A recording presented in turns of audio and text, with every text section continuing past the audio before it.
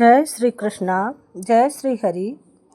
मेरे प्यारे हरि भक्तों, आज हम सुनेंगे पुरुषोत्तम मास महात्म्य पद्म पुराण के 28वें अध्याय में पूर्व जन्म के पापी ब्राह्मण की प्रेत योनि व वानर योनि से मुक्ति तथा वैकुंठ यात्रा का वर्णन। धर्मराज्ञः सभायां तु कदर्यस्य विचारिते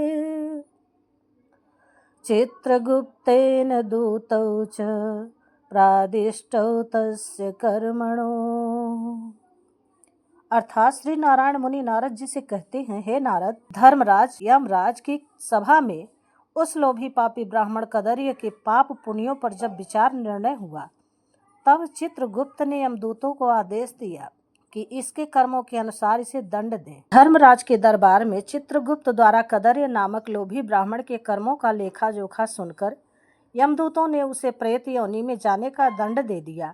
वह भयानक वन में भटकता रहा। अपने पापों का फल भोगने के पश्चात उसे वानर का शरीर प्राप्त हुआ।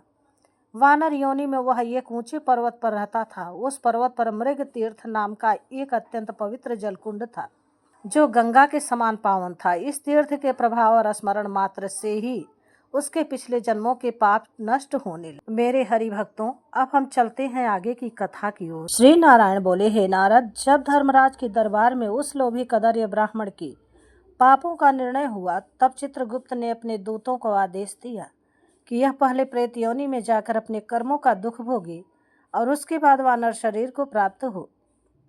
यमदूतों ने वैसा ही किया। वह कदर्य पहले प्रेत बनकर एक निर्जन भयानक वन में भटकता रहा। भूख और प्यास से व्याकुल होकर वह अत्यंत कष्ट सहता रहा। अपने कर्मों का फल भोगने के बाद वह वानर योनि में जन्मा। उसका जन्म एक अत्यंत सुंदर पर्वत पर हुआ, जहाँ शीतल जल से भरा एक पवित्र कुंड था, जिसे मृग तीर्थ कहा जाता था। यह तीर्थ इतना पवित्र था कि देवता भी वहाँ स्नान करने आया करते थे। कहा जाता है कि देवताओं ने दैत्यों के भय से कभी मृग रूप धारण कर वहां स्नान किया था, इसलिए उसका नाम मृग तीर्थ पड़ गया। किंतु उस वानर का जीवन अत्यंत कष्टमय था। उसके मुख में भयंकर रोग था, जिससे वह कुछ भी खा नहीं पाता था। वह पेड़ों से फल तोड़ता पर खा नहीं पाता, और ये फल भूमि पर गिर जाते। भूख प्यास से तड़पता हुआ इधर उधर भटकता रहा। समय बीतता गया और एक दिन संयोगवश पुरुषोत्तम मास आ गया। उस समय भी वह वानर रोग, भूख और पीड़ा से व्याकुल था। एक दिन वह प्यास से व्याकुल होकर उस पवित्र कुंड के पास पहुंचा, परंतु दुर्बलता के कारण जल भी नहीं पी सका। वह वृक्षों पर चढ़ता उतरता रहा। अंततः कुंड के पास गिर पड़ा। 10वीं तिथि से लेकर 4 दिनों तक वह वानर उस कुंड में लोटपोट करता रहा। उसके शरीर पर बार बार उस पवित्र जल का स्पर्श होता रहा। 5वें दिन मध्याह्न के समय उसने उसी कुंड के किनारे अपने प्राण त्याग दिए। जैसे ही उसने शरीर छोड़ा, उसी क्षण एक अद्भुत चमत्कार हुआ। उस पापी वानर का शरीर दिव्य हो गया। वह नील कमल के समान श्याम वर्ण पीतांबरधारी, रत्नों से अलंकृत तेजस्वी दिव्य रूप में प्रकट हुआ। उसी समय वहाँ एक दिव्य विमान प्रकट हुआ, जिसमें गंधर्व गान कर रहे थे, अप्सराएं नृत्य कर रही थी और मधुर वाद्य बज रहे थे। उस दिव्य दृश्य को देखकर वह चकित रह गया और मन ही मन सोचने लगा, मैं तो अत्यंत पापी था, मैंने कोई पुण्य नहीं किया, फिर मुझे यह दिव्य सुख कैसे प्राप्त हुआ। तभी भगवान के दूत वहाँ आए और हाथ जोड़कर विनम्रता से बोले, हे महाभाग, तुमने पुरुषोत्तम मास में अनजाने में भी इस पवित्र तीर्थ में स्नान किया। उसी के प्रभाव से तुम्हारे समस्त पाप नष्ट हो गए। यह दिव्य विमान उसी पुण्य का फल है। यह सुनकर वह आश्चर्य और आनंद से भर गया। आगे की कथा हम 29वें अध्याय में सुनेंगे। जय श्री कृष्णा, जय श्री हरि। मेरे प्यारे हरि भक्तों, अब हम सुनते हैं अध्याय 29 की कथा। जब उस पापी कदर्य ब्राह्मण ने वानर शरीर त्याग कर दिव्य देह धारण की, तब भगवान के दूत पुण्यशील और सुशील उससे बोले, हे महाभाग, अब विलंब क्यों करते हो? चलो, हम तुम्हें गोलोक ले चलें, जहाँ पुरुषोत्तम भगवान का साक्षात सानिध्य प्राप्त होता है। यह सुनकर कदर्य अत्यंत विनम्र होकर बोला, हे प्रभु, मैंने जीवन भर अनेक पाप किए हैं। मेरे समान पापी का उद्धार कैसे हुआ? मैंने कौन सा पुण्य किया जिससे मुझे यह दिव्य शरीर और यह महान लोक प्राप्त हुआ? तब हरिदूतों ने मुस्कुरा करके कहा, हे कदर्य, यही पुरुषोत्तम मास का अद्भुत प्रभाव है। तुमने अज्ञानवश ही सही इस मास में महान तप कर लिया। तुम्हारे मुख में रोग था, इसलिए तुमने अनजाने में उपवास किया।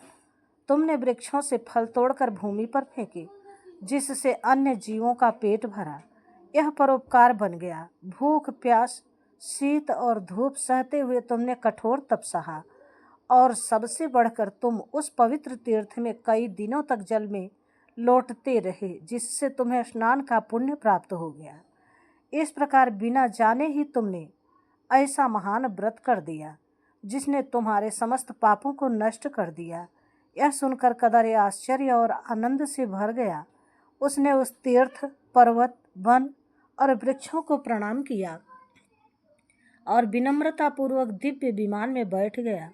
देवताओं ने पुष्प वृष्टि की, गंधर्वों ने गीत गाए और अप्सराएं नृत्य करने लगीं। इस प्रकार वह परम आनंदमय गोलोक को प्राप्त हुआ, जहाँ न दुख है न जन्म मरण का भय है।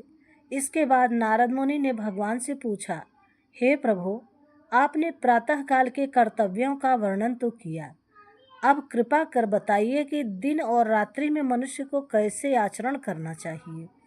तब श्री नारायण ने गृहस्थ धर्म का उपदेश देते हुए कहा कि मनुष्य को संध्या तर्पण और पंच महायज्ञ करना चाहिए, अतिथि को देवता मानकर उसका सत्कार करना चाहिए, और भिक्षु ब्रह्मचारी को पहले भोजन देना चाहिए। स्वयं शुद्ध और संयम पूर्वक भोजन करना चाहिए। भोजन के पश्चात भगवान का स्मरण, शास्त्र श्रवण और आत्मचिंतन करना चाहिए। सायंकाल में संध्या वंदन, जप और हवन करना चाहिए, और रात्रि में धर्म पूर्वक आचरण करते हुए विश्राम करना चाहिए। अंत में श्री नारायण ने कहा कि अहिंसा, सत्य, दया, दान और संयम यही गृहस्थ धर्म के मूल स्तंभ हैं। जो मनुष्य इनका पालन करता है वही सच्चा धर्मात्मा है और जीवन में परम कल्याण को प्राप्त करता है। इस प्रकार यह कथा बताती है कि पुरुषोत्तम मास का प्रभाव इतना महान है कि अनजाने में किया गया छोटा सा पुण्य भी मनुष्य को मोक्ष के मार्ग पर ले जा सकता है। इस प्रकार केवल पुरुषोत्तम मास में अनजाने में किए गए स्नान मात्र से वह पापी कदर्य ब्राह्मण वानर योनि से मुक्त होकर दिव्य लोक को प्राप्त हुआ। अथ श्री 29वां अध्याय संपन्न। जय श्री कृष्णा। पूरे महीने भर की कथा का श्रवण करने के लिए हमारे चैनल को सब्सक्राइब करें और एक लाइक करके कमेंट में जय श्री हरि जरूर लिखें। और मेरा निवेदन है कि ज़्यादा से ज़्यादा शेयर करें ताकि हर लोगों तक यह वीडियो पहुँचे और सब पुण्य लाभ ले सकें। जय श्री हरि।